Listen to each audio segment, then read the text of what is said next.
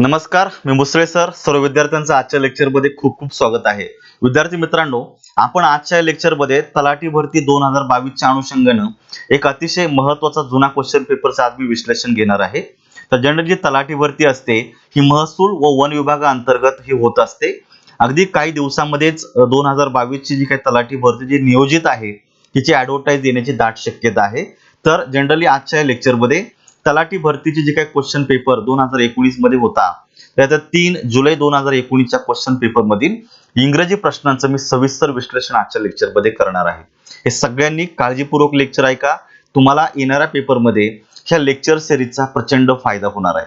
तर मित्रांनो, पुढे जाण्याच्या अगोदर एक छोटंसं नोटीस मी सर्व विद्यार्थ्यांसाठी या ठिकाणी देतोय मित्रांनो, की माझं ऍप्लिकेशन आहे एमपीएससी इंग्लिश अकॅडमी. या एमपीएससी इंग्लिश अकॅडमी या ऍप्लिकेशनवर आज भरपूर अशा प्रकारचे काही कोर्सेस या ठिकाणी अवेलेबल आहेत. तर तुम्ही जर अशा रीतीने राज्यसेवा, गट ब, गट क, तलाठी भरती सारख्या परीक्षेची तयारी जर करत असाल तर या सगळ्या परीक्षांच्या दृष्टीने एक परिपूर्ण कोर्सेस या ठिकाणी अवेलेबल आहे. त्याच्यामध्ये गट ब आणि गट क साठी एक स्वतंत्र कोर्स आहे. तो तुम्हाला या ठिकाणी एखादा कोर्स परचेस करता येईल, निश्चित तुम्हाला फायदा होईल. त्याचबरोबर एक नवीन कोर्स मी आता नुकताच लॉन्च केलेला आहे. त्याच्यामध्ये फक्त मी पीवायक्यूचा अनालिसिस घेतलेला आहे. 2011 ते 2022 पर्यंतच्या राज्यसेवा, गट ब, गट क, वनसेवा, कृषी सेवा, अभियांत्रिकी आणि तलाठी भरती या सगळ्या क्वेश्चन पेपरचे 2500 प्लस प्रश्नांचं घटक निहाय विश्लेषण मी या बॅच मध्ये टाकणार आहे. आता सध्या मी डेली एका मोठ्या घटकाला परिपूर्ण जे लेक्चर्स आलेले, जे काही प्रश्न आलेले, अशा रीतीने प्रत्येक प्रश्नाचं विश्लेषण करून घटक न्याय या ठिकाणी अपलोड करतो आहे. तर हा जो काही कोर्स आहे तुम्ही महाराष्ट्रामध्ये कुठेही आणि कशाही पद्धतीने ऑनलाईन ऑफलाईन जरी बॅच केलेली असेल तरी हा एक कोर्स आहे. नॉमिनल प्राइस मध्ये आहे, परंतु याच्या पद्धतीने तुम्हाला प्रचंड फायदा येणाऱ्या पेपर मध्ये होणार आहे. आणि असे अनेक घटक आहेत का त्या घटकांमध्ये जेवढे काही नियम आहेत त्या प्रत्येक नियमावर आयोगाने इथून मागे प्रश्न विचारलेले आहेत. तर जर आपण नियमांच्या आधारे शिकण्याबरोबरच जर प्रश्नांच्या आधारे जर नियम जर समजून जर घेतले तर येणाऱ्या पेपरमध्ये त्या नियमांवर जर नवीन प्रश्न जरी आले तरी 100% तुमचे उत्तर बरोबर येतील. त्या दृष्टीनं हा जो काही कोर्स आहे हा महाराष्ट्रातील प्रत्येक विद्यार्थ्यांनी करावा असा एक अतिशय सरळ आणि साधा कोर्स आहे, परंतु अत्यंत उपयुक्त कोर्स आहे. इतका कॉन्फिडंट तुमच्या मनामध्ये ह्या लेक्चरच्या माध्यमातून येईल का येणाऱ्या पेपरमध्ये तुम्हाला खूप फायदा होऊन जाईल. याचबरोबर राज्यसेवा मुख्य परीक्षेच्या दृष्टीने एक परिपूर्ण कोर्स आहे आणि नुकतीच जी काही तलाठी भरती होणार आहे त्या तलाठी भरतीच्या अनुषंगाने परिपूर्ण कोर्स, इंग्रजी व्याकरण, इंग्रजी व्होकॅब्युलरी आणि त्याचबरोबर तलाठी भरतीच्या जुन्या प्रश्नपत्रिकांचं विश्लेषण देखील या बॅच मध्ये अवेलेबल आहे. तुम्हाला जो कोर्स तुम्ही तयारी करत आहात तर त्या अनुषंगाने एखादा कोर्स तुम्ही निवडू शकता आणि तो बाय करू शकता. आता आपण आपल्या लेक्चरला सुरुवात करूया. मित्रांनो, या ठिकाणी 25 क्वेश्चन्स या पेपर मध्ये होते. ह्या 25 क्वेश्चनचं आपण अगदी जेन्युइन या ठिकाणी मी विश्लेषण करणार आहे. सगळ्यांनी अर्धा तास व्यवस्थितपणे लेक्चर ऐका, प्रचंड फायदा होईल. Choose the most appropriate usage to fill in the blanks in the given sentence. वाक्यामध्ये ज्या तुम्हाला जे काही पर्याय दिलेले बघा खाली, या पर्यायांपैकी अप्रोप्रिएट या ठिकाणी शब्द तुम्हाला या ठिकाणी भरायचे. वाक्य प्रथम तर समजून घ्या. महाराणी Gayatri Devi was a dot dot and dot dot lady. प्रथम तर समजून घ्यायचं की वाक्यामध्ये एक आर्टिकल आलेला आहे आणि आर्टिकलच्या शेवटी नंतर आलेले नाउन. आता नियम ऐका. आर्टिकल आणि नाउन ह्या दोघांच्या मध्ये जर आपल्याला एखादा शब्द वापरायचा असेल तर तो शब्द ऍडजेक्टिव्ह असतो. लक्षात. आणि जर मध्ये आलेला शब्द अँड आहे म्हणजेच काय, तुमच्या वाक्यामध्ये दोन ऍडजेक्टिव्ह आलेले का जे एका व्यक्तीसाठीच आलेले आहेत. त्यामुळे आर्टिकल आणि नामाच्या मधला ऍडजेक्टिव्ह तुम्हाला शोधायचा. पहा, ग्रेशियस हा पहिला शब्द दिलेला आहे. बाय द वे, ग्रेशियस हा शब्द ऍडजेक्टिव्ह आहे, तो तुम्हाला या ठिकाणी वापरता येईल. ग्रेशियस म्हणजे दयाळू, बरोबर. जसं आपण म्हणू God is gracious to all his creatures, बरोबर. तो सगळ्या त्याच्या जे काही क्रिएचर्स आहे, त्या मानवजात असेल, सगळे पशु पक्षी, सगळ्यांच्या दृष्टीने तो खूप दयाळू असतो. ग्रेशियस तुम्ही वापरू शकता, पण पुढे दिलेला शब्द एलिजन्स हा वापरू शकत नाहीये. बिकॉज एलिजन्स हा शब्द आहे, हा नाऊन, याला अभिजात असं म्हणूया. त्यामुळे नाऊन आणि नाऊन नाही येणार या ठिकाणी अशा पद्धतीनं. त्यामुळे ऍडजेक्टिव्ह आणि नाऊन अशी रचना होणार नाही, त्यामुळे पहिला पर्याय गेला. दुसऱ्यामध्ये दिलेला ग्रेसफुल. ग्रेसफुल हा शब्द बरोबर आहे. महाराणी Gayatri Devi was a graceful and एलिजंट lady असं म्हणायला काहीच हरकत नाही. ग्रेसफुल इट मीन्स आकर्षक, लावण्यवती, सुंदर आहे ती, आकर्षक आहे, अशा स्वरूपाचे ऍडजेक्टिव्ह तुम्ही वापरू शकता. आणि दुसरा ऍडजेक्टिव्ह दिलेले एलिजंट. एलिजंट हा शब्द देखील ऍडजेक्टिव्ह आहे. त्याला आपण म्हणूया सुरेख आहे, लावण्यवती आहे. त्यामुळे दोन ऍडजेक्टिव्ह तुम्ही वाक्यामध्ये वापरू शकता. बाय द वे, नामाच्या अगोदर जे ऍडजेक्टिव्ह आलेले असतात, लक्षात ठेवायचं, अशा वेळेस आर्टिकल ऍडजेक्टिव्हच्या अगोदर घ्यायचं. पण तरी पण हे आर्टिकल नामासाठीच येत असतं. त्यामुळे पर्याय क्रमांक 2 मध्येच तुमचं उत्तर निघतंय. ग्रेसफुल या शब्द ऍडव्हर्ब आहे, त्यामुळे ऍडजेक्टिव्हच्या आर्टिकलच्या नंतर असा ऍडव्हर्ब नाही वापरणार आपण. त्यामुळे पर्याय क्रमांक 3 इथेच संपला. ग्रेसफुल बरोबर आहे, पण एलिजन्स हा शब्द नाऊन नाही चालत, त्यामुळे पर्याय क्रमांक 4 देखील गेला. फक्त पर्याय क्रमांक 1, 2 ला मार्क करायचे. आलं लक्षात? नेक्स्ट प्रश्न बघायचा. Choose the option that punctuate the given sentence. वाक्यामध्ये तुम्हाला अप्रोप्रिएट अशा वाक्य शोधायचं ज्याच्यामध्ये प्रॉपरली पंक्च्युएशन दिलेले आहेत. मित्रांनो, पंक्च्युएशनचा घटक आत्ताच सांगतो मी. तलाठी भरतीच्या प्रत्येक सेटमध्ये पंक्च्युएशनवर प्रश्न असणार म्हणजे असणार. त्यामुळे जेवढी काही विरामचिन्ह आहेत तेवढे व्यवस्थितपणे समजून घ्या. त्या दृष्टीनं आपल्या युट्यूब चॅनलवर एक स्वतंत्र लेक्चर देखील अवेलेबल आहे, तो तुम्ही पाहू शकता. त्या ठिकाणी बघायचं, द ट्रॅफिक पोलिसमन सेड. आता ट्रॅफिक पोलिसमन जो काय हवालदार होता तो काय बोलतोय हे लक्षात ठेवायचं. एखाद्या व्यक्तीच्या तोंडचं बोलणं आहे असं जर आपल्याला वाक्यामध्ये जर मांडायचं असेल तर ते डबल इन्व्हर्टेड कॉमा मध्ये घेतो, म्हणजे वाक्य डायरेक्ट स्पीचचं बनतो आहे. लक्षात ठेवायचं. मग डायरेक्ट स्पीचचा जेवढे रोल आहेत त्या ठिकाणी अप्लाय करा. तुमचं उत्तर बरोबर आहे. बघायचं, the traffic policeman sed. Traffic policeman काय बोलला हे तुम्हाला डबल इन्व्हर्टेड कॉमा मध्ये मांडायचे. परंतु असे वाक्याचे दोन भाग स्वल्पविरामाने विलग करायचे. केला, डबल इन्व्हर्टेड कॉमा घेतला आणि डबल इन्व्हर्टेड कॉमा मधील जे वाक्य असतं त्याची सुरुवात ही कॅपिटल लेटरने करावी लागते, ते देखील केलेली आहे. Don't go that way as it is not permitted. मित्रांनो, हा जो काय इट इज आहे लक्षात ठेवायचं. ITA अपॉस्ट्रॉफी मार्क करून येस दिलेला आहे. या जर अपॉस्ट्रॉफ दिलेला असेल तर याचा इट इज असा अर्थ होतो, पण अपॉस्ट्रॉफ जर नसता तर इट्स हा पॉझिटिव्ह केस आला असता, तर तो चुकला असता. इट इज बरोबर आहे. डोंट हा कॉन्ट्रॅक्टेड फॉर्म आहे. ह्या कॉन्ट्रॅक्टेड फॉर्म मध्ये आपल्याला जे ओमिटेड लेटर्स असतात, म्हणजे डिलीट केलेले जे काही लेटर्स आहेत त्यांच्या ऐवजी आपण वाक्यामध्ये या ठिकाणी अपॉस्ट्रॉफ मांडतो आहे. तर हा अपॉस्ट्रॉफ देखील तुमच्या वाक्यामध्ये बरोबर आलेला आहे. बरोबर आहे. आणि परमिटेड वाक्य पूर्ण कंप्लीट केलेलं आहे आणि इंट्रोगेटिव्ह मार्क देखील दिलेला आहे. बघा, सगळ्या नियमाप्रमाणे तुमचं वाक्य बरोबर आहे. पर्याय क्रमांक 1 मध्ये तुमचं उत्तर निघतंय. 2 मध्ये काय चुकी पाहूयात. The traffic policeman said don't go there that way as it is not permitted. आता हे वाक्य प्रश्नार्थक नाहीच आहे, बरोबर आहे की नाही. डोंट हे क्रियापद आहे. क्रियापदानं सुरू झालेलं वाक्य आज्ञार्थक असतं. त्याच्या शेवटी आपण पूर्णविराम देतो. यांनी चुकीच्या पद्धतीने इंट्रोगेटिव्ह मार्क दिल्यामुळे दुसरा पर्याय चुकला. तिसरा, the traffic policeman sed, comma दिलेला आहे, डबल इन्व्हर्टेड कॉमा बरोबर आहे. कॅपिटल लेटरनं सुरुवात केली हे पण बरोबर आहे. डोंट गो दॅट वे, त्या मार्गाने जाऊ नका. मित्रांनो, हे आज्ञार्थक वाक्य आहे. इथे सुद्धा चुकीच्या पद्धतीनं कॉमा इंट्रोगेटिव्ह मार्क दिलेला आहे, हे वाक्य देखील चुकलं. आणि चौथ्यामध्ये देखील चूक आहे. डोंट नंतर चुकीच्या पद्धतीने इंट्रोगेटिव्ह मार्क दिले, म्हणजे अनावश्यक इंट्रोगेटिव्ह मार्कचा वापर केला, त्यामुळे चौथं उत्तर देखील चुकलं. एकच राहिलं, पर्याय क्रमांक 1 ला मार्क करा. अशा पद्धतीने एलिमिनेट पण करू शकता आणि रूल्सच्या आधारे देखील तुम्ही प्रश्न सॉल्व्ह करू शकता. पर्याय क्रमांक 1 ला मार्क करा. नेक्स्ट बघायचं, choose the appropriate preposition for the following sentence. या ठिकाणी फॉर झालेला आहे, फॉर आहे तो लक्षात ठेवायचा.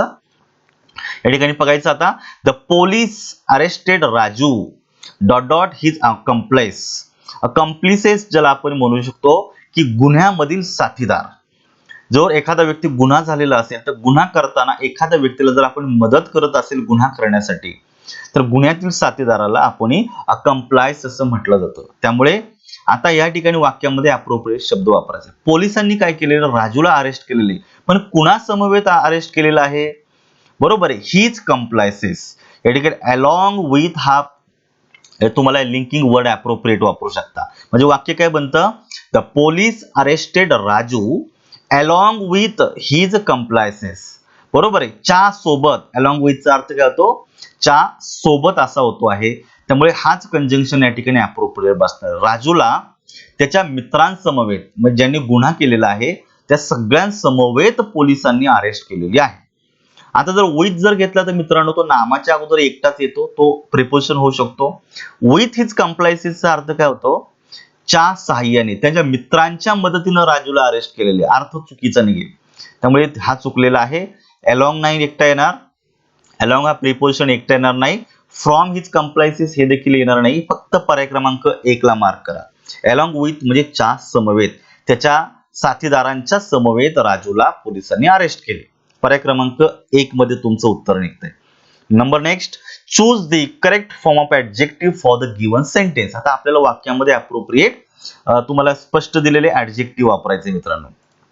मग आता it is dot dot to have an education to get a good job.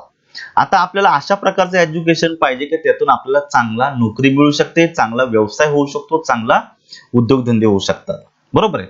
It is necessarily, मित्रांनो नेसेसरीली हा शब्द ऍडव्हर्ब आहे. आपल्याला ऍडजेक्टिव्ह वापरायचं त्यामुळे हा येणार नाहीये. नेसेसिटेड ईडी जोडलेला आहे, हा क्रियापद होऊ शकतो, हा देखील होणार नाहीये. नेसेसिटी हा शब्द नाऊन आहे, गरज, त्यामुळे हा देखील होणार नाहीये. त्यामुळे आता या ठिकाणी एकच राहिलं नेसेसरी, आवश्यक ज्याला आपण म्हणूया. It is necessary to have an education to get a good job. म्हणजे तुम्ही पाहू शकता की तुम्हाला हे कळलं पाहिजे की ह्या पद्धतीनं एखादा शब्द नाऊन कसा होतो, ऍडजेक्टिव्ह कसा होतो, क्रियापद कसं होतं. एक वर्ड फॉर्मेशन नावाचा टॉपिक आहे. तो वर्ड फॉर्मेशन जर तुम्ही चांगल्या प्रकारे जर अभ्यासला तर एखादा शब्दाचा पार्ट्स ऑफ स्पीच कुठला असू शकतो हे तुम्हाला तात्काळ ओळखता येतं. आलं लक्षात. त्यामुळे याच्यामध्ये एकच ऍडजेक्टिव्ह आहे, त्याला तुम्ही मार्क करू शकता. पर्याय क्रमांक 4 उत्तर तुमचं बरोबर आहे.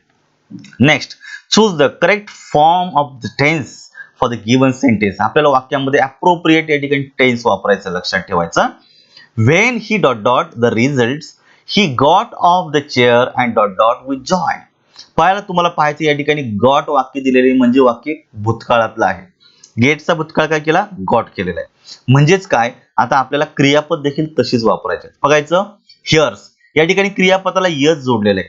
मित्रांनो 12 काळ आहेत. 12 काळांपैकी फक्त साध्या वर्तमान काळामध्ये क्रियापदाला यस किंवा यस प्रत्यय जोडला जातो जेव्हा वाक्याचा कर्ता थर्ड पर्सन सिंग्युलर असेल तेव्हा. आता या ठिकाणी वाक्य जर भूतकाळात जर असेल तर वर्तमान काळ का सोबत घ्यायचा, नाही चालणार.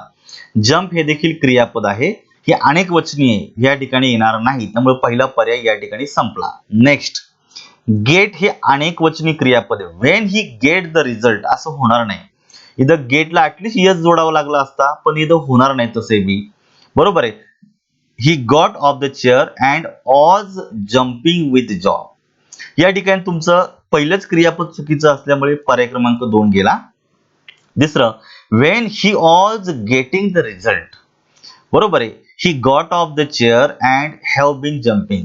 साध्या भूतकाळाबरोबर हॅव बीन जम्पिंग म्हणजे पूर्ण अपूर्ण वर्तमान काळ कधीच येणार नाही. त्यामुळे हा देखील चुकीचा आहे आणि हा देखील चुकीचाच वापरला. त्यामुळे पर्याय क्रमांक 3 देखील गेला. एकच राहिलं. वाक्य सरळ तुम्ही साध्या भूतकाळात करून द्या. When he heard the results, जेव्हा त्यानं रिझल्ट ऐकला. ही गॉट ऑफ द चेअर म्हणजे तो खुर्चीतून बाहेर आला अँड जम्प्ड विथ जॉय आणि आनंदाने त्या राशाने उडी मारली.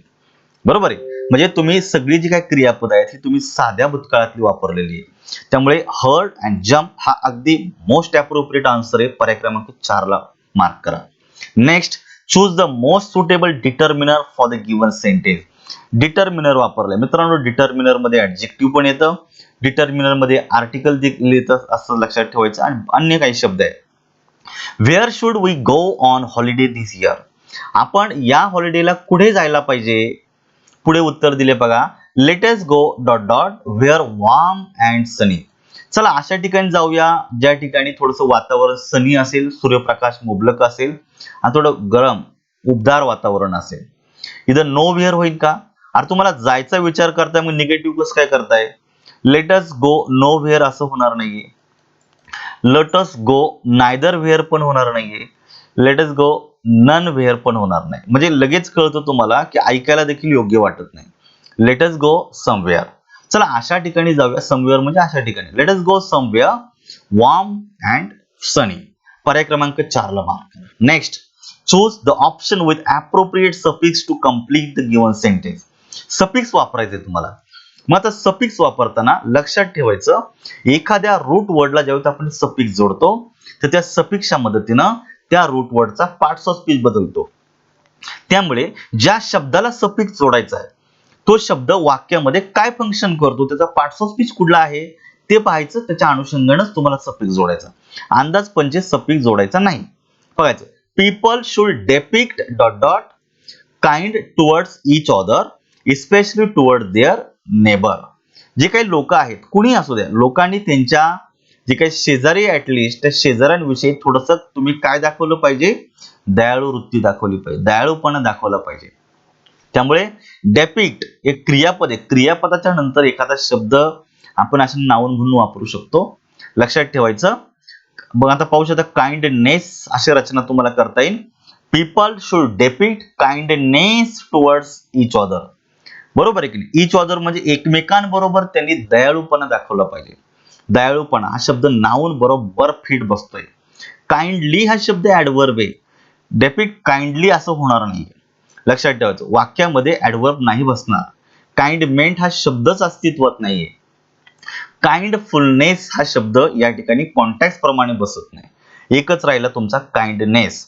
People should depict kindness towards each other specially toward their neighbour. त्यांच्या शेजाऱ्यांविषयी ऍटलिस्ट थोडासा दयाळू वृत्ती, दयाळूपणा दाखवला पाहिजे. पर्याय क्रमांक 1 ला मार्क करताय. Next choose the correct form of verb for the given sentence. आपल्याला अप्रोप्रिएट क्रियापद वापरायचं आहे. बघा किती साधा आणि सरळ प्रश्न विचारलेला आहे. The little boy dot dot very fast to catch the bus. एक लहान मुलगा जो होता अशानं खूप जोरात घाईघाईनं अशानं पळतोय, कशासाठी, टू कॅच द बस, बस पकडण्यासाठी. बरोबर आहे, उशीर झाला असावा, बस पुढे चालली, तो जोरात पळतो आहे बस मध्ये येण्यासाठी. मग आता या ठिकाणी तुम्ही काळकुडला पण वापरा. ऑज रन असं होणार नाही मित्रांनो. ऑजच्या नंतर एक तर क्रियापद तिसऱ्या रूपात घ्यायचं किंवा चालू काळामध्ये घ्यायचं. बरोबर आहे.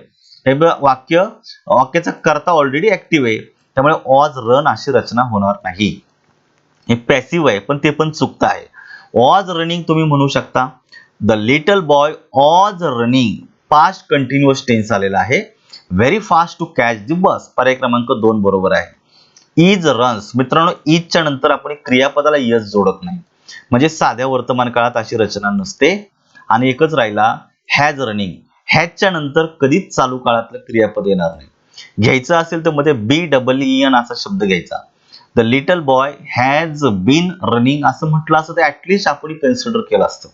हॅजच्या नंतर V3 येत असतो, लक्षात ठेवा. म्हणजे क्रियापद तिसऱ्या रूपात येतं, त्यामुळे पर्याय क्रमांक 4 देखील चुकला. म्हणजे बघा वाक्य थोडा वेळ साईडला ठेवा. क्रियापद कसं असतं याच्या आधारे देखील उत्तर कळतं. इतकं सोपं आहे, आलं लक्षात. त्यामुळे फक्त पर्याय क्रमांक 2 बरोबर आहे. Next choose the correct form of verb for the given sentence. आता आपल्याला वाक्यामध्ये अप्रोप्रिएट क्रियापद वापरायचंय. खूप छान प्रश्न आहे बघायचा. The animals on the farm decided to hold a meeting. शेतातील किंवा अशांना त्या विशिष्ट प्रदेशातील जे काही प्राणी होते त्यांनी काय डिसिजन घेतला, to hold a meeting. Meeting arrange करण्याचा त्यांनी निर्णय घेतला. आता निर्णय तर घेतला, मग पुढे काय, कशासाठी घेतला, डिस्कस द मॅटर. बरोबर आहे. दोन गोष्टी त्यांनी डिसाइड काय केलं, to hold the meeting and to discuss the matter. दोन गोष्टी, मीटिंग घ्यायची आणि एखाद्या मुद्द्यावर डिस्कस करायचं, ह्या दोन गोष्टींसाठी त्यांनी अशांना काहीतरी डिसिजन घेतलेला आहे. मग आता ज्या दोन गोष्टी येतात ते एंड जोडता येतात. वाक्य बघा, the animals on the farm decided to hold a meeting and discuss the matter. या ठिकाणी दोन क्रियापदांनी दोन क्रिया जोडलेल्या आहेत अशा प्रकारे. Hold the meeting and discuss the matter. And दोन शब्द जोडू शकता. अँड या ठिकाणी बरोबर फिट बसतो. पण काय झालेलं आहे, the lion did not want to attend. परंतु लायनला काय ती मीटिंग अटेंड करायची नव्हती. बरोबर आहे. म्हणजे बाकीच्या प्राण्यांना अटेंड करायचंय, याला अटेंड करायचं नाही, कुठेतरी कॉन्ट्रास्ट आहे. म्हणून या ठिकाणी तुम्ही वाक्यामध्ये बट वापरू शकता. परंतु सिंहाला ती मीटिंग अटेंड करायची नव्हती. परंतु याचा बट हे प्रिपोजिशन अप्रोप्रिएट बसतंय. पर्याय क्रमांक 1 ला मार्क करा. अँड बरोबर आहे, पण इफ येणार नाही. If the lion did not want to attend असं कसं होणार आहे. सो आणि अँड अशी रचना नाही होणार या ठिकाणी. अँडच्या नंतर सो पण होणार नाहीये. सो हा पर्पज सांगतो, या ठिकाणी अर्थ मॅच होत नाही. त्यामुळे फक्त पर्याय क्रमांक 1 ला मार्क करा. Next choose the option that has all words spelled correctly. Spelling विचारले तुम्हाला, असा एखादा प्रश्न पडतो मित्रांनो. THEIF हे स्पेलिंग चुकीचं आहे, लक्षात ठेवायचं. थिप म्हणजे चोर. THIEF अशी रचना पाहिजे होती, त्यामुळे पहिलाच पर्याय चुकला. मित्रांनो, पर्यायामध्ये 3 दिलेले आहेत, एक जरी चुकला तरी उरलेले आपल्याला काही कन्सिडर नाही करायचे. दुसरं THEIF हा चुकल्यामुळे पर्याय क्रमांक 2 देखील चुकला. THIEF बरोबर आहे.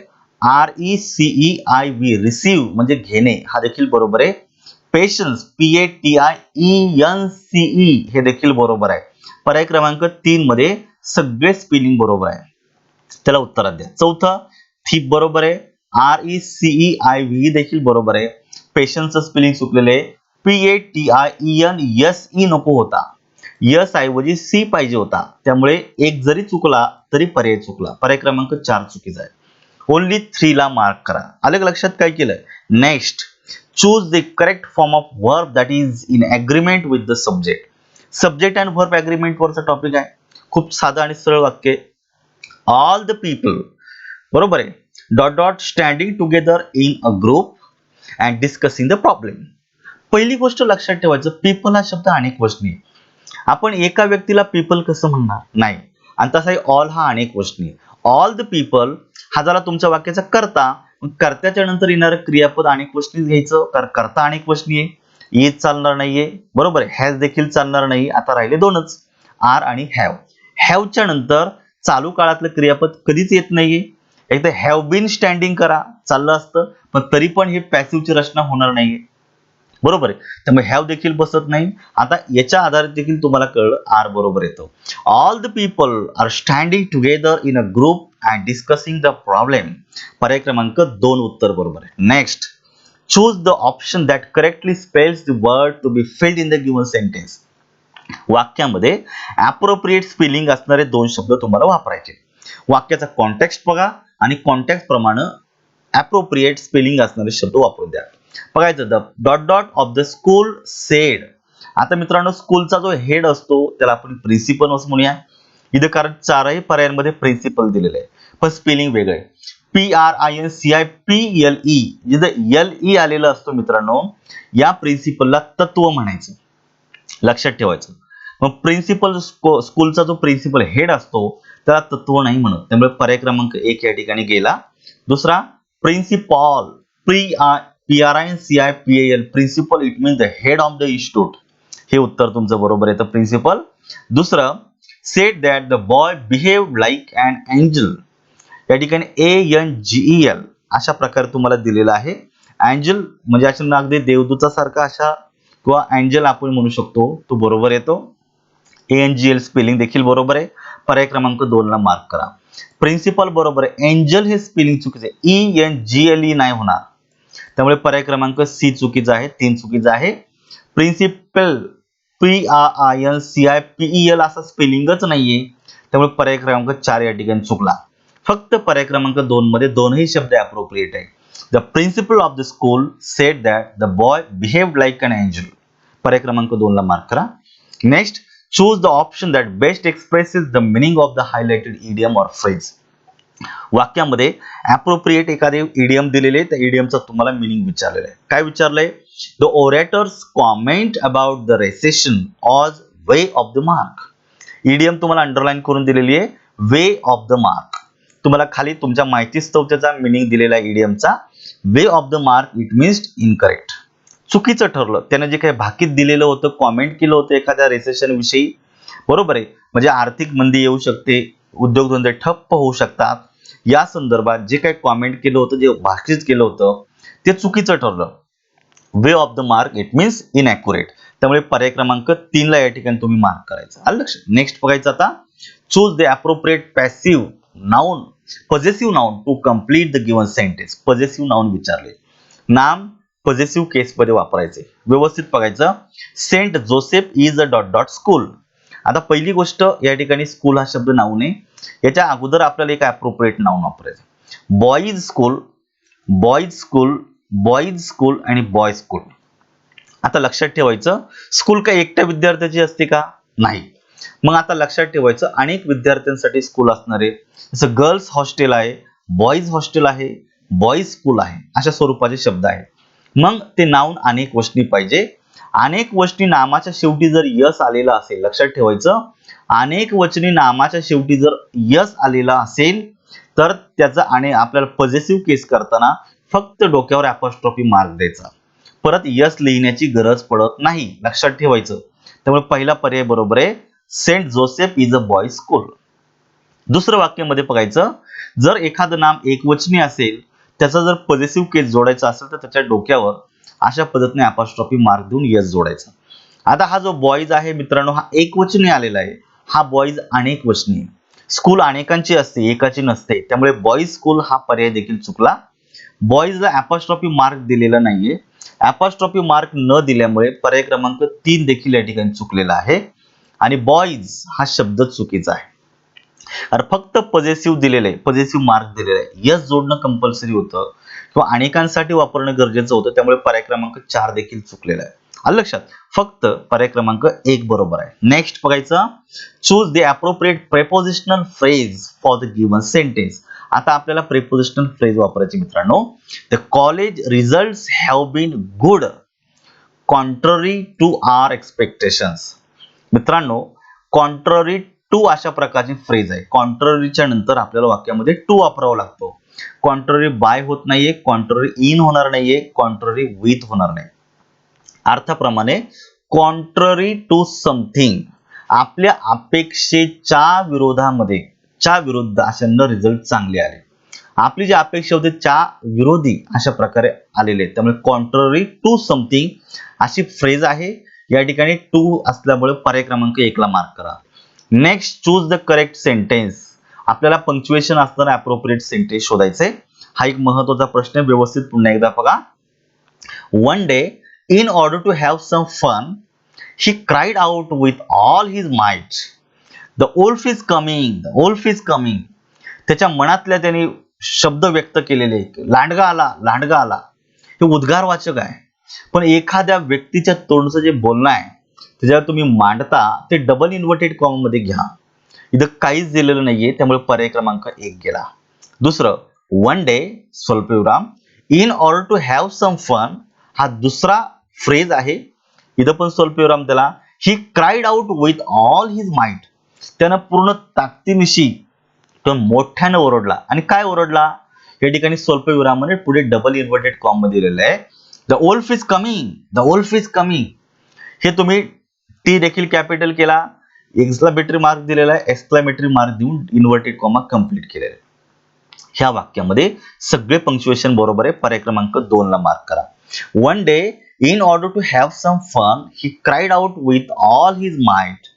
या ठिकाणी जे बोललं जातं ते डबल इन्व्हर्टेड कॉमा मध्ये पाहिजे होतं. इथे कॉमा न दिल्यामुळे इथे एकदाच दिलेला आहे, इथे दुसरा दिलेलाच नाहीये, त्यामुळे पर्याय क्रमांक 3 चुकला.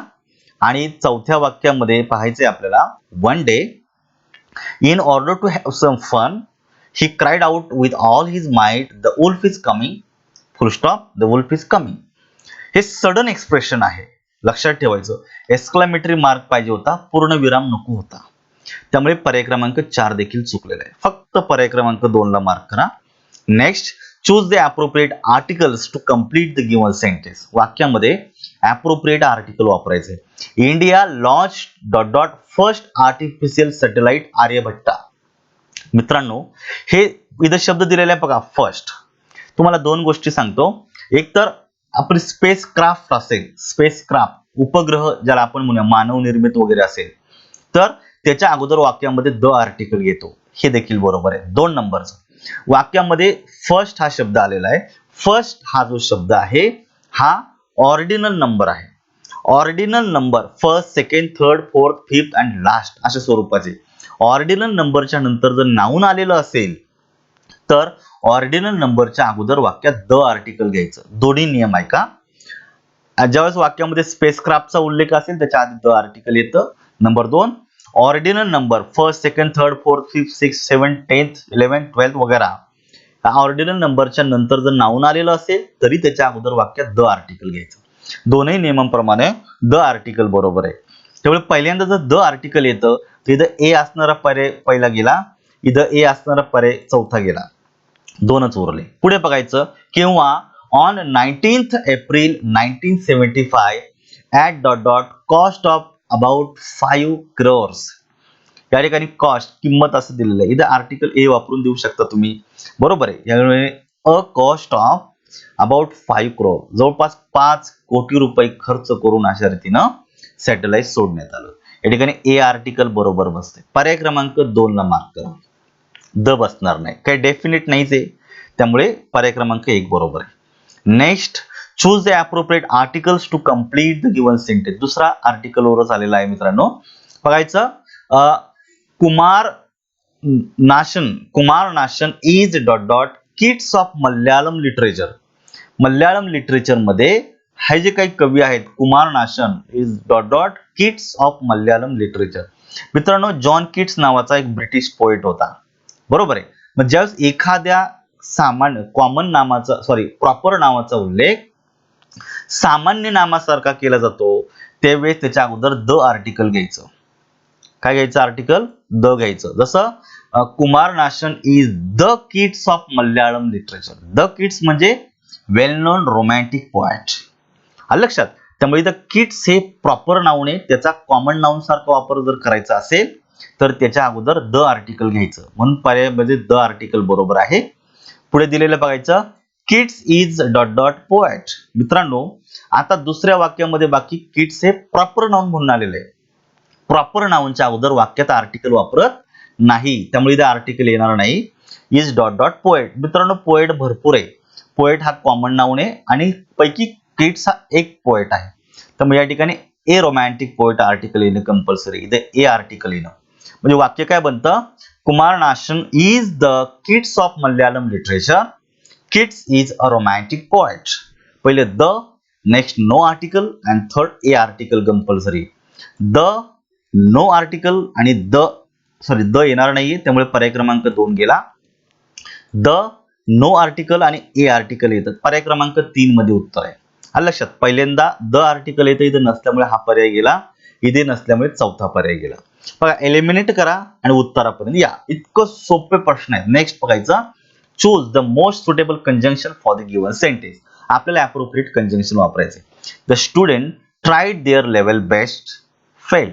आता एका बाजूला त्यानं चांगल्या प्रकारे प्रयत्न केले तरी दुसऱ्या बाजूला तो फेल झाला. कॉन्ट्रास्ट जोडलेला आहे. काय दिलेलं आहे? कॉन्ट्रास्ट. एका बाजूला मेहनत घेतोय, दुसऱ्या बाजूला फेल होतोय. इथं कॉन्ट्रास्ट दर्शवला जातो, तिथं तसंच कंजंक्शन वापरायचे. बरोबर आहे की? The student tried their level best but failed. But या ठिकाणी हा शब्द वापरू शकता. अँड फेल नाही होणार. त्या मुलानं चांगल्या प्रकारे प्रयत्न केले आणि फेल झाला. आणि नाही वापरू शकत, परंतु फेल झाला असं म्हणू शकतो. इव्हन मराठीत देखील ऐकायला बरोबर वाटत नाही. पर्याय क्रमांक 1 बरोबर आहे. 8 असं असून सुद्धा म्हणजे ह्या कॉन्टेक्स्ट मध्ये तो बरोबर बसणार नाहीये. सो फेल्ड असं देखील होणार नाही. फक्त 1 नंबर उत्तर आहे. नेक्स्ट बघायचा, which one of the following choices is not a complex sentence. आता या प्रश्नाच्या बाबतीत संदिग्धता आहे. आयोगाने उत्तर दिले 4, परंतु हे मला मान्य नाही. बघायचं, तुम्हाला काय विचारलं, which one of the following choices is not a complex sentence. अख्खं वाक्य शोधा का जे कॉम्प्लेक्स सेंटेन्स नाही. बघायचं, on feeling the winter chill she wrapped herself with a shawl. या वाक्यामध्ये एकच करता दिलाय सी, रॅप एकच फायनाइट व्हर्ब दिलेला आहे. On feeling the winter chill ही बाकी फ्रेज आलेली. काय आलेली? ही फ्रेज आलेली. याला तुम्हाला क्लॉज म्हणता येणार नाही. This is a phrase. So in a simple sentence we can add a phrase. So it is a simple one. हे सिंपल सेंटेन्स आहे. काय? सिंपल सेंटेन्स आहे. त्यामुळं हे आपल्याला उत्तरात आपल्याला नॉट कॉम्प्लेक्स म्हणजे कॉम्प्लेक्स नाही असे विचारले. हे कॉम्प्लेक्स नाहीये. The sheikh opened his eyes slowly. या ठिकाणी वाक्यामध्ये एकच सब्जेक्ट आणि एकच फायनाइट वर्ड दिल्यामुळे हे देखील सिंपल सेंटेन्स होतं. हे कॉम्प्लेक्स होणार नाहीये. On his arrival to the city Ronnie took time off to visit the monument. या ठिकाणी एकच सब्जेक्ट आणि एकच फायनाइट वर्ब आलेला आहे. फायनाइट वर्बच्या व्यतिरिक्त वाक्यामध्ये नॉन फायनाइट देखील चालतो. हे देखील सिंपलच आहे. She stepped aside to make room for the maid to go inside and serve tea. या वाक्यामध्ये लक्षात ठेवायचं मित्रांनो, काय केलेलं आहे? She stepped aside. आता मे बी माझ्या मते तरी या ठिकाणी कॉम्प्लेक्स सेंटेन्स विचारला असावा असा प्रश्न आहे, परंतु आयोगाने या ठिकाणी नॉट टाकल्यामुळे इथं संभ्रम निर्माण झालेला आहे, हे लक्षात ठेवायचं. त्यामुळे she stepped aside to make room, इथं करता दिलेला आहे, फायनाइट वर्ब दिलेला आहे, स्टेप्ड असाइड फ्रेज आहे, टू मेक हे इन्फिनिटिव्ह आहे, room for the maid, to go हे देखील इन्फिनिटिव्ह आहे, इनसाइड अँड सर्व टी हे बेअर इन्फिनिटिव्ह आहे. म्हणजे हे वाक्य देखील अशा रीतीनं होणार नाही. त्यामुळे या ठिकाणी एक्झॅक्टली असं वाक्यच नाही का जे कॉम्प्लेक्स सेंटेन्स नाही, बरोबर. त्यामुळे हा पर्याय माझ्या मते तर की हा प्रश्न चुकीचा असावा. ठीक आहे, नेक्स्ट बघायचं. Add suitable question tag. खूप छान प्रश्न विचारलाय मित्रांनो. द पाटील्स, लक्षात ठेवायचं प्रश्न काय विचारलाय. The Patils had a BMW car आहे, सगळ्यांनाच माहिती. हॅड हा ज्यावेळेस वाक्यामध्ये एकटा येतो तो पोझिशन सांगतो भूतकाळातील, तो हॅव या क्रियापदाचं भूतकाळी रूप आहे. त्यामुळे आहे किंवा असणे अशा अर्थाने हॅव जर वापरला माणूस असणे पोझिशन जोडण्यासाठी, तर या ठिकाणी ते भूतकाळी रूप त्याचं होतं हॅड. द पाटील्स, मित्रांनो एखादं सरनेम असतं, त्या सरनेमला यस जोडायचं आणि अगोदर आर्टिकल जोडायचं द. द पाटील्स म्हणजे एंटायर पाटील फॅमिली, हे ऍडजेक्टिव्ह फ्रेज आहे. द प्लस ऍडजेक्टिव्ह, लक्षात ठेव, ऍडजेक्टिव्ह फ्रेज तयार होते द पाटील्स. सॉरी, ऍडजेक्टिव्ह फ्रेज नाही, हे नाऊनच आहे, परंतु या ठिकाणी ते अनेक वचनी झाल्यामुळे लक्षात ठेवायचं.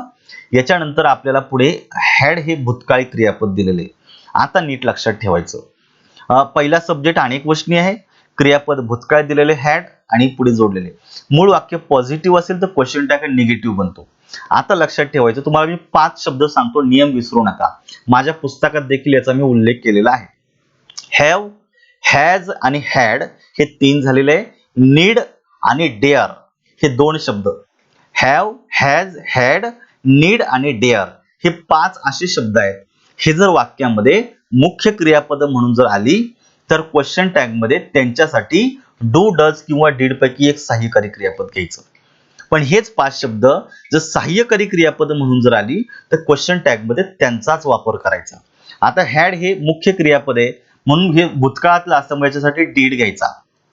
वाक्य पॉझिटिव्हचं निगेटिव्ह करताना डीडचं डिडंट करायचं. द पाटील्स हे अनेक वचनी म्हणून त्यासाठी दे हे पर्सनल प्रोनाउन घ्या. डिडंट दे पर्याय क्रमांक 1 बरोबर आहे. आता काही मुले हॅडंट वापरतील. मित्रांनो हॅडंट चालणार नाही.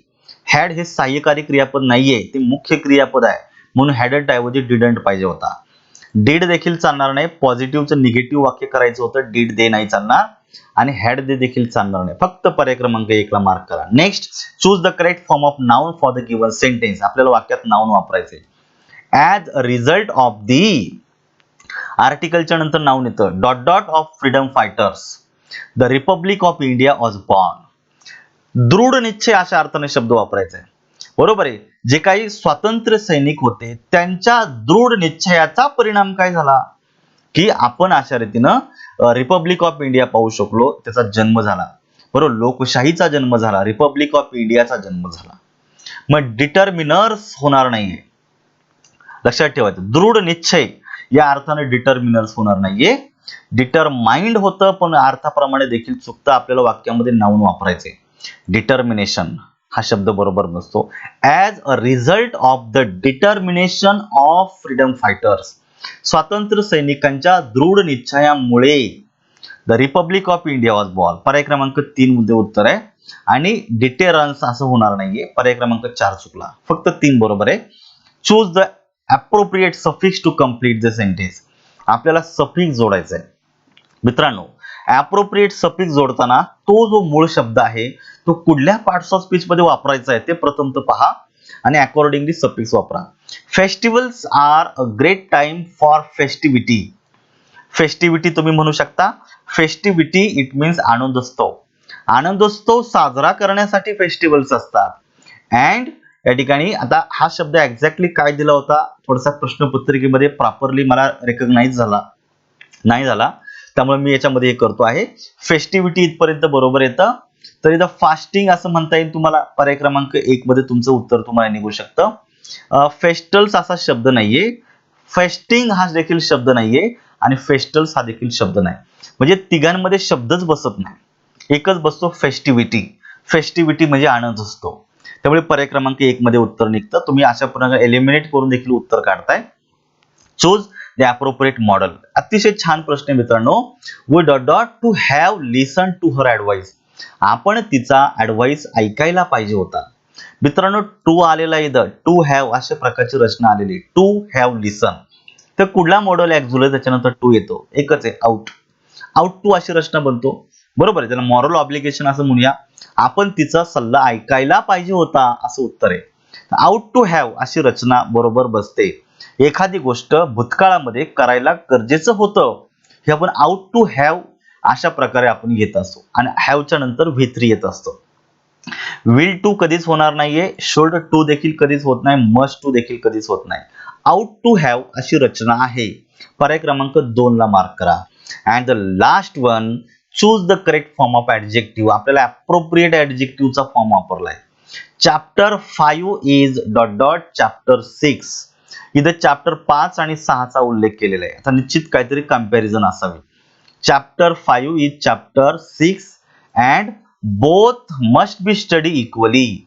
दोघांचा इक्वली अभ्यास केला पाहिजे. वेल फॉर द एक्झामिनेशन. दोघांचाही सारख्या पद्धतीनं अभ्यास केला पाहिजे परीक्षेच्या दृष्टीनं. त्यामुळे या ठिकाणी बघायचं chapter 5 is as important as chapter 6 असं म्हणायला हरकत नाही. चॅप्टर 5 हा 6 इतकाच महत्वाचा आहे आणि म्हणून दोघांचा इक्वली अभ्यास करायला पाहिजे. जर इक्वलीचा उल्लेख केला, इथं इक्वल अशाने कंपॅरिझन झालेली आहे. तुम्ही पॉझिटिव्ह डिग्री वापरून द्या. आलं लक्षात? एका घटकाची दुसऱ्या बरोबर समान कंपॅरिझन झालेली आहे. पॉझिटिव्ह डिग्री वापरा. As important as chapter 6. पर्याय क्रमांक 1 मध्ये उत्तर निघत आहे. Not so important as chapter 6 असं जर म्हटलं तरी पण होतं, परंतु पुढे वाक्याचा अर्थ चुकतो. बरोबर आहे. पहिला 5 नंबरचा चॅप्टर हा 6 इतका जर इम्पॉर्टंट नसेल तर दोघांचा इक्वली कसा काय अभ्यास करू शकतो? मग जो जास्त इम्पॉर्टंट आहे त्याचाच अभ्यास जास्त करायचा. दोघे इक्वली इम्पॉर्टंट आहेत म्हणूनच इक्वली अभ्यास करतो. त्यामुळे निगेटिव्ह नाही होणार, मोर इम्पॉर्टंट देखील नाही होणार, द मोस्ट इम्पॉर्टंट देखील नाही होणार. एकच राहिलं, पॉझिटिव्ह डिग्री वापरा. As important as. पर्याय क्रमांक 1 ला मार्क करा. समजले सगळ्यांना? अशा प्रकारे हे 25 क्वेश्चन्स होते आणि याचं मी माझ्या पद्धतीनं बेस्ट ऑफ माय नॉलेज तुम्हाला उत्तर दिलेली आहेत. या विश्लेषणाच्या आधारे तुम्हाला 2 गोष्टी कळतात की तुम्हाला प्रश्न कुठल्या घटकावर आलेला आहे हे समजतं, प्रश्नाचं उत्तर शोधायचं कसं ते समजतं आणि एलिमिनेशनचं टेक्निक वापरून उत्तर अजून कसं सोप्या पद्धतीने समजून घेता येईल हे देखील कळतं. तर हे जे काही सगळं जे आहे मित्रांनो, हे माझ्या पुस्तकामध्ये मी खूप सविस्तरपणे मांडलेलं आहे. तलाठी भरतीचे पेपर असतील, राज्यसेवा, गट ब, गट क, वनसेवा, कृषी सेवा, अभियांत्रिकी अशा 2011 ते 2019 पर्यंतच्या सगळ्या प्रश्नपत्रिका या ठिकाणी मी कॅटेगराइज करून टॉपिक नुसार व्यवस्थितपणे त्याचं विश्लेषण केलेलं आहे. मित्रांनो, जर हे पुस्तक जर तुम्हाला हवं असेल तुम्ही तुर्तास पुण्यामधून घेऊ शकता. पण तरी पण मी तुम्हाला सांगतो इच्छितो की सध्या ह्या तलाठी भरतीच्या अनुषंगानं मी सध्या एक अशा रीतीनं या ठिकाणी हे केलेलं आहे की ऑफर या ठिकाणी डिक्लेअर केलेली आहे. हे पुस्तक तुम्हाला अशा रीतीनं फक्त माझ्यातर्फे 50% डिस्काउंट तुम्हाला या ठिकाणी मी मिळवून देईन. किती? 50% डिस्काउंट. ह्या पुस्तकाची ओरिजिनल प्राइस 360 रुपये आहे. हे पुस्तक स्पीड पोस्टच्या खर्चासहित फक्त 180 रुपयामध्ये महाराष्ट्रामध्ये कुठेही तुम्हाला स्पीड पोस्टने 3 दिवसामध्ये मी अवेलेबल करून देईन. जर हे पुस्तक घ्यायचं असेल मी तर म्हणेन नक्की घ्या. प्रचंड फायदा तुम्हाला होईल. आउट ऑफ मार्क्स तलाठी भरतीला पाडण्यासाठी हे पुस्तक मोर दॅन इनफ आहे, पुरेसं आहे. अगदी नॉमिनल प्राइस मध्ये 180 रुपयामध्ये हे पुस्तक तुम्हाला तुमच्या घरी तुमच्या ऍड्रेसवर 3 दिवसामध्ये पाठवून देईल. जर हवं असेल तर या नंबरवर मला, हा व्हॉट्सअपचा नंबर आहे, मला साधा मेसेज करू शकता किंवा कॉल देखील करू शकता. मी तुम्हाला हे पुस्तक पाठवण्याची व्यवस्था करतो. धन्यवाद. आजचा लेक्चर सगळ्यांनी ऐकल्याबद्दल धन्यवाद. हा लेक्चर लाईक करा, आपल्या मित्रांना शेअर करा आणि मित्रांनो काही दिवसामध्ये कधीही ऍड येण्याची शक्यता आहे. चांगल्या प्रकारे तयारी करा. आपल्याला ह्या वर्षी तलाठी व्हायचंय, लक्षात ठेवा. ठीक आहे? तर मी मुसळे सर आजच्या लेक्चरमध्ये या ठिकाणी थांबतो.